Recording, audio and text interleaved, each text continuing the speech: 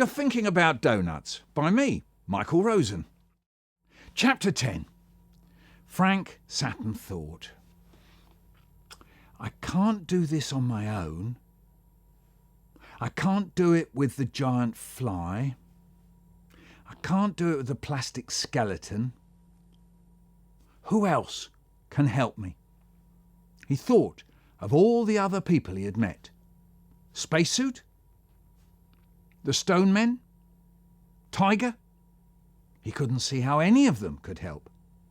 Then as he sat there, his eyes landed on the plaque underneath the statue, and he saw the name Sybil Longstone. He remembered her standing high up on the gangplank, telling off the Stone Men. Maybe she could help. In fact, he was sure she could help. He got up. I want to see Mrs. Longstone, said Frank. No, said the giant fly, you can't. I've seen her already, said Frank. But that's because she saw you, said the plastic skeleton. You can't go and see her, said the giant fly. Where is she, said Frank. We know where she is, said the plastic skeleton, but you mustn't go in. It's not allowed. Why not, said Frank. No one knows why it's not allowed. It's a secret, said the plastic skeleton. Well, why is it a secret, said Frank. If we knew why it was a secret, it wouldn't be a secret anymore, would it? Said the giant fly. Show me where she is, said Frank. If you go in, the most awful and terrible things will happen. Like what, said Frank. We don't know, said the plastic skeleton, because no one's ever gone in. So how do you know awful things will happen, said Frank. Because the man who started the museum said so, said the plastic skeleton, and he must know. Well, who started the museum, said Frank. Oh, Mr. Longstone, of course. Frank looked at the plaque. Herbert and Sybil Longstone. He reckoned Sybil Longstone must know a thing or two, though he didn't much like what he had seen of her so far. Never mind, he thought. I've got to see her, or I'll never get Mum out of there. So he said to the others, Take me to where she is. They were worried. The giant fly kept saying, Oh dear, oh dear, oh dear. And the plastic skeleton was saying, Oh, this is dangerous. This is really dangerous. Oh, pickled onions. If only I'd known the whole place is pickled onions, not doughnuts. Take me to see Mrs. Longstone, said Frank very firmly. So the giant fly and the plastic skeleton led Frank off along a corridor, up some stairs, along another corridor, up some more stairs, and until they got to a dark little door marked Private, No Entry. She's there, said the giant fly.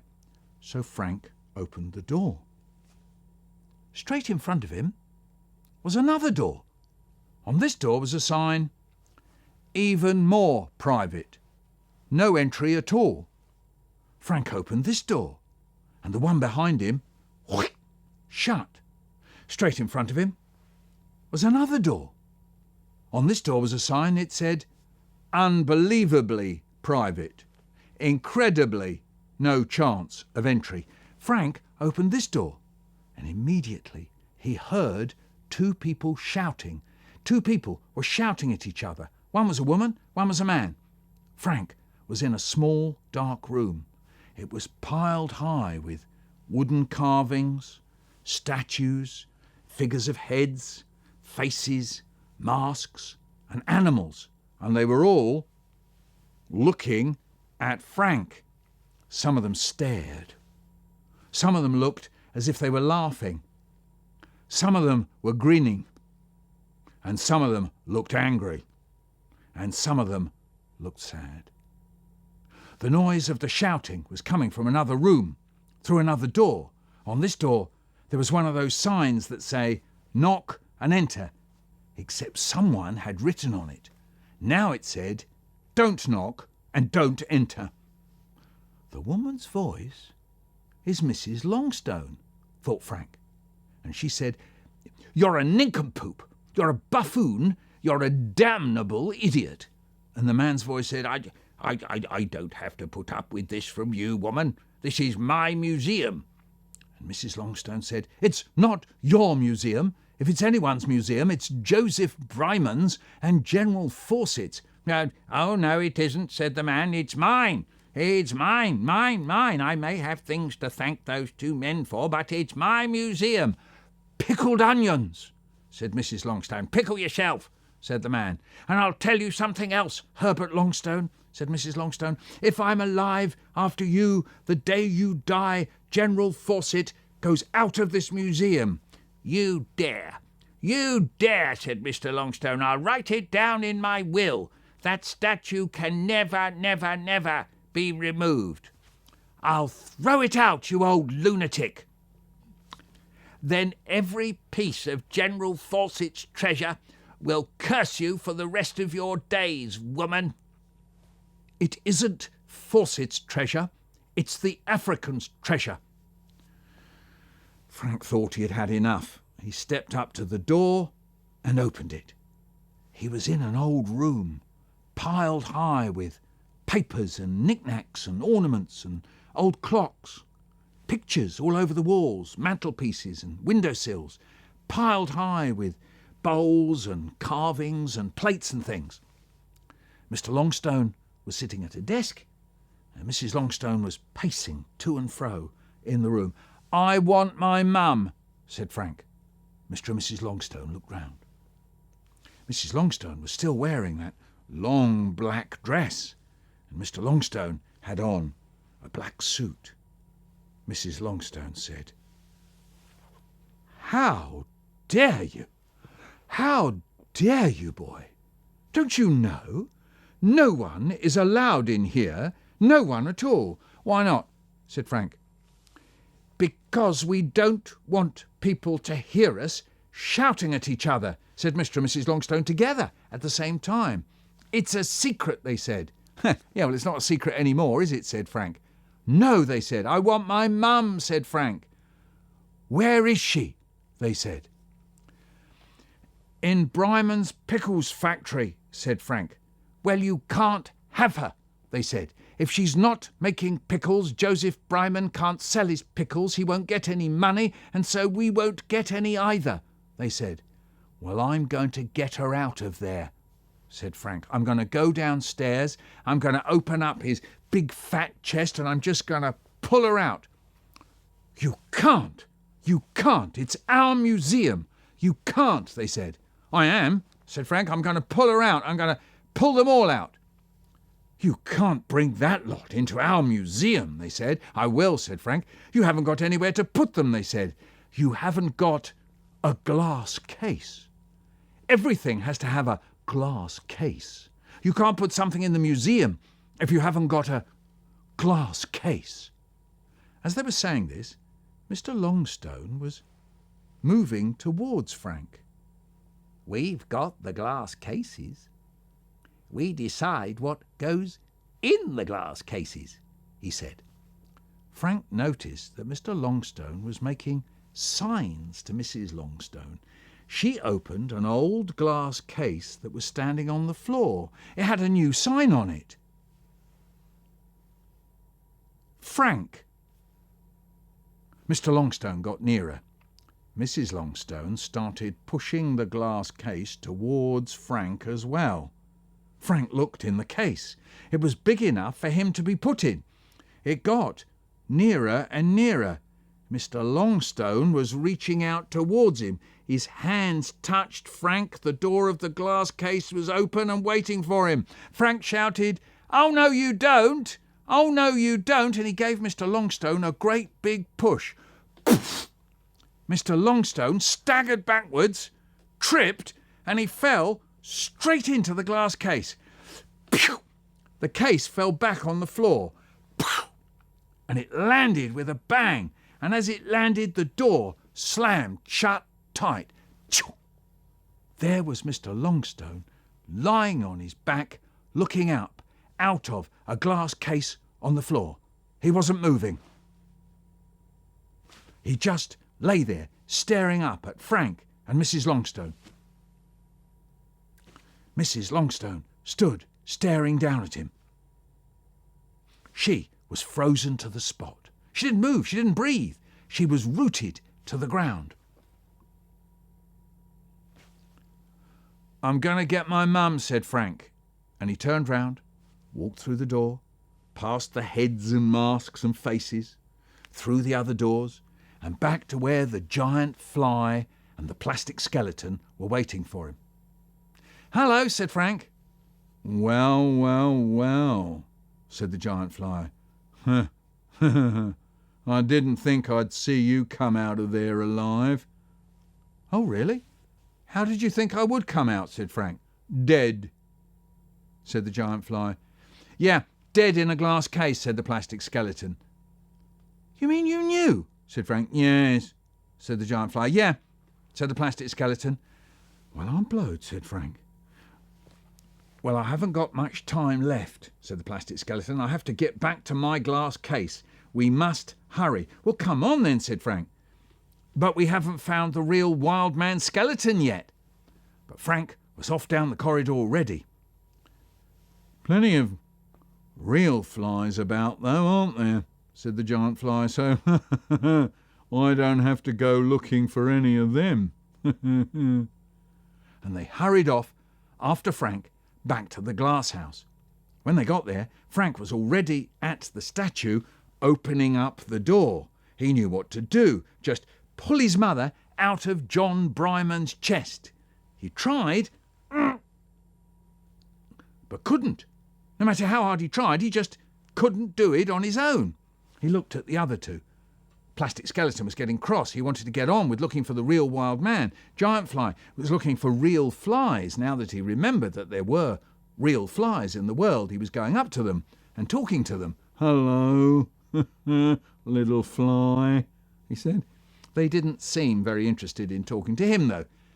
Who could he get to help him? Mrs. Longstone would be no good. "I know," he said. "Tiger." "Back in a minute," said Frank, and away he ran to the stairs. "Tiger, Tiger, help me. I know where my mum is. I know what I got to do, but I can't do it." Tiger didn't say anything, but got off her stand and followed Frank back to the glass house. "She's in there," said Frank, and he pointed to the place in Bryman's chest. Tiger climbed up, looked in. "It's a bit like the elephants," said Tiger. "It's nothing like elephants," said Frank. "Listen," said Tiger. "Those elephants that came to kill me should have said, 'We're fed up with being spiked in the back. We've got nothing against tigers, and tigers have got nothing against us. We don't need to do this job of hunting tigers. It's tiring us out. It's killing beautiful tigers, and it's killing us. All we need to do is dump these men off our backs and go back to eating leaves and leaving tigers alone.' That's what those elephants should have done," said Tiger, "and then I wouldn't be here now, would I?" "I want to get Mum out of there," said Frank, "and you're not helping me." "Look," said Tiger, "the elephants couldn't go off and eat leaves because they thought they had to go on hunting tigers for those people. Now work the rest out yourself." At that, Tiger turned tail and loped off back to her place on the stairs. All the elephants needed to do, thought Frank, was stop it. But they thought they had to go on hunting tigers for those people. Is that what Tiger meant? Yes, that's it. Bryman's got her trapped in there because she thinks she has to go on making pickles for him. I can't get her out until she stops thinking that. making pickles for Bryman is like hunting tigers for King George V. That's it. Frank stepped up to the statue, he opened up the door in the chest and yelled at the top of his voice, "Stop it! Stop it! Making pickles is like hunting tigers." No one seemed to take any notice. The women went on doing the cutting and chopping and pouring and mixing. They still seemed so tired and so old. But then as he watched, he noticed something. When the man who walked up and down had his back turned, one woman spoke to another woman. Then another woman spoke to another woman. Just a quick pss, pss. And it was when his back was turned. And so it went on round all the women until every single one of them had heard whatever it was that was being said. It all happened so quickly, like a breath of wind passing over grass. Then one woman spoke out loud to the woman next to her. Your hair's come down at the back, love." Up jumped the man. "Right, Palmer, that's you done for. You'll have to pay for this and Mr. Bryman to see." At that, all the women simply stopped doing what they were doing. Every single one of them stopped in the middle of their chopping and pouring. The man stepped forwards and grabbed Frank's mum. No sooner had he done that than all the other women moved in together and grabbed the man. They pulled him off Frank's mum, they picked him up, struggling and kicking and swearing, and carried him as fast as they could through the low dark room up to a giant vat of vinegar that was sitting at one end. There was a moment's pause, and then with one great heave, pshosh, they threw him into the vinegar vat. "That's him pickled," said one. Now what? Thought Frank. But as he stood there, he heard a cracking noise, and he realised that just a few inches away from his nose, Joseph Bryman was falling apart. The front fell off his chest. Another crack, and the head fell off. The giant fly looked up from catching flies and said to the plastic skeleton, "Bryman's head is very real either. You're not the only one, you know." But Frank was looking into Bryman's empty body. The factory was now sitting there just where Frank could reach in. All he had to do was put his hands in and lift it out. And it came out like a doll's house. He stood there with it in his hands. But then, because he wasn't holding into anything, he lost his balance and he teetered backwards and started to fall. The factory went up in the air. "Catch!" screamed Frank as he toppled backwards off the statue onto the floor. The plastic skeleton leapt forwards and just caught it. Frank crashed onto the floor, and as he did so, one of the figures of one of the women flew out through the door of the factory, whee, and fell on the floor beside Frank. Frank went to pick it up. It was his mum. She was about as big as his hand. Her arms were still yellow, and her skin was looking as if it was about to peel. She was standing there, tired and shivering. "Hello, Mum," said Frank. "Hello, Frank," said Mum. The plastic skeleton put the Joseph Bryman's pickle factory between Joseph Bryman's legs. "Huh," said the giant fly. "Good place to leave it.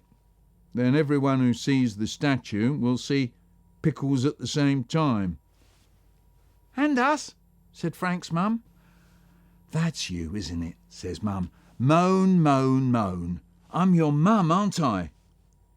"Well, I hope so," said Frank, but he had to admit it.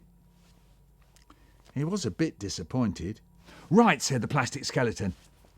"Now to find the real wild man skeleton. Are you coming?" Coming where? Said Frank. I don't know, said the plastic skeleton. Well, it'll be a bit difficult to find the real wild man skeleton if we don't know where to go, and we don't know where to look, said the giant fly. I know, said Frank. Back to the Longstones. Are you coming, Mum? Oh, I can't keep up with you. You'll have to carry me. OK, said Frank. And just then they heard a cough. They looked round.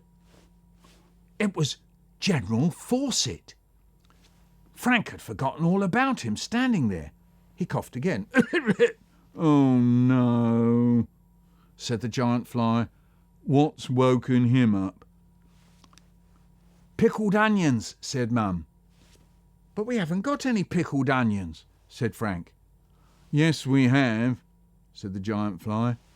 Smell that.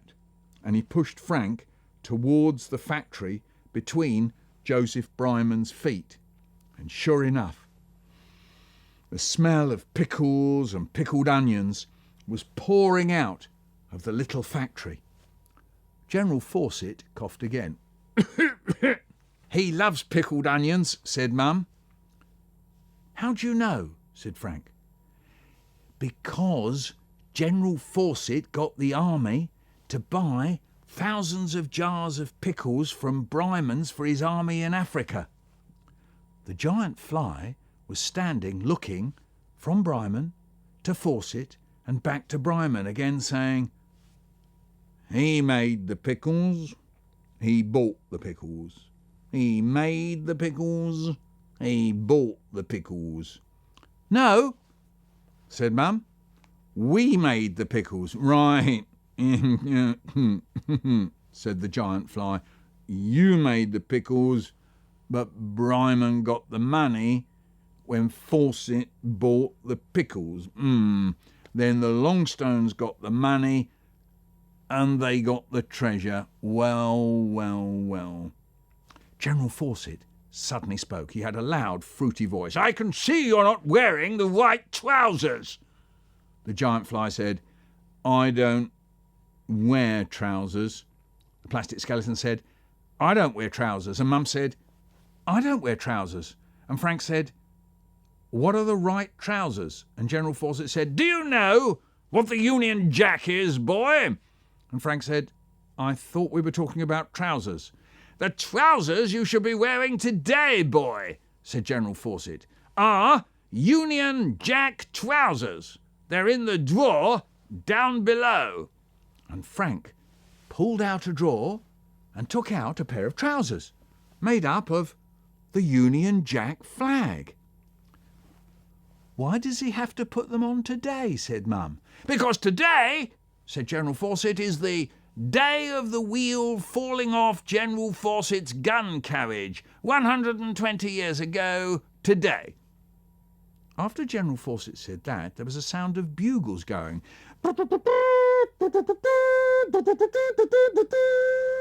And a wheel rolled out of the wall next to the statue. That is the wheel that fell off my gun carriage, boy, said General Fawcett. Now, put the trousers on. The wheel will be shown on television next week, and then the whole country will put on Union Jack trousers. I don't want to wear Union Jack trousers, said Mum. Nor do I, said the giant fly. I don't either, said the plastic skeleton. You will, roared General Fawcett. When you watch the television showing of the day of the wheel falling off General Fawcett's gun carriage, you will. Frank was looking at the wheel. He noticed it was dirty. Well, it was sort of stained anyway. He pointed it out to the plastic skeleton. It's a bit dirty, said Frank. It's not dirt, said the plastic skeleton. It's blood. What blood? Said Frank. The blood he got the medals for. Remember them? Said the plastic skeleton. And the pickled onions, said Mum. Wear the trousers, said General Fawcett. No thanks, said Frank. Come on, said the plastic skeleton. I've had enough of this. I want to find the real wild man, and I've scarcely got enough time left. Frank dropped the trousers on the floor and then stopped for a moment to look at them. I hope you enjoyed your thinking about doughnuts.